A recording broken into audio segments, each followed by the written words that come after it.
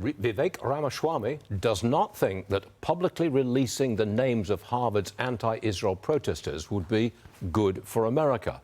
Michael Korvyakov is a Jewish student at Georgetown University. He joins me now.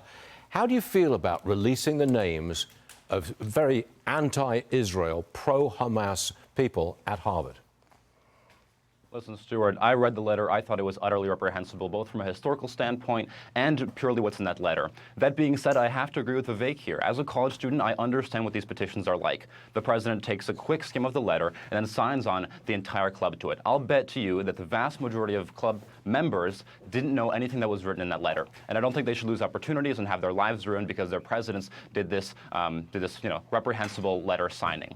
That being said, I think shame on those students for not being willing to put their own names on the letter. If they're willing to put the organization's names and hide behind the organization, they should be willing to put their name on it as well. But something else that troubles me here is students, anti-Israel protesters, in masks.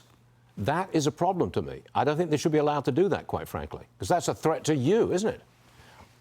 Listen, I have personal experience with this. Last week, I attended a pro-Palestine rally. I was legitimately curious to hear what they had to say, and I showed up to listen to the person speaking. And within 30 seconds, somebody comes up to me, recognizing me from the Fox hit last week, and asks me to leave. Wouldn't tell me his name and wouldn't show me his face. It's no doubt that Jewish students feel unsafe on campus when this is the kind of thing that's allowed. Jewish students being intimidated for speaking out in favor of Israel.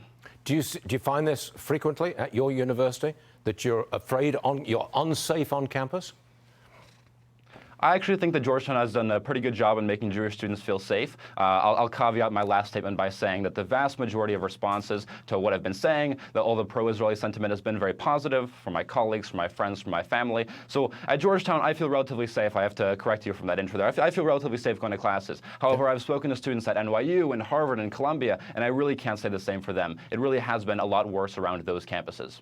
How do we get through this? There's clearly a wave of anti-Israel, I think it's anti-Semitic feeling, all across college campuses in the United States. How do we get beyond that?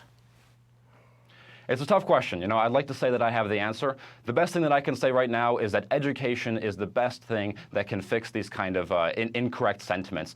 All students need to do is they need to learn about the history of Israel. They have to learn about the current state of the world. And it's obvious to see the necessity for the existence of a Jewish state when you understand the historical context of its existence. And that's what I think we're really lacking. I think there's really a lack of that pro-Israeli perspective on all of these campuses. Personally, I feel dismayed that it should come to this. It just seems utterly wrong, and I'm personally dismayed about it. How about you?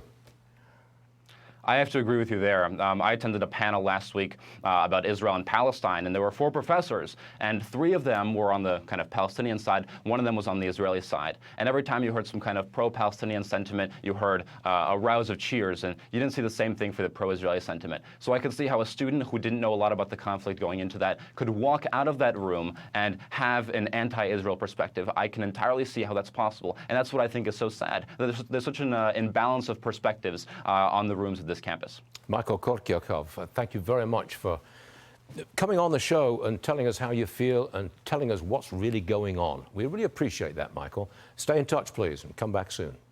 Thank you for having me.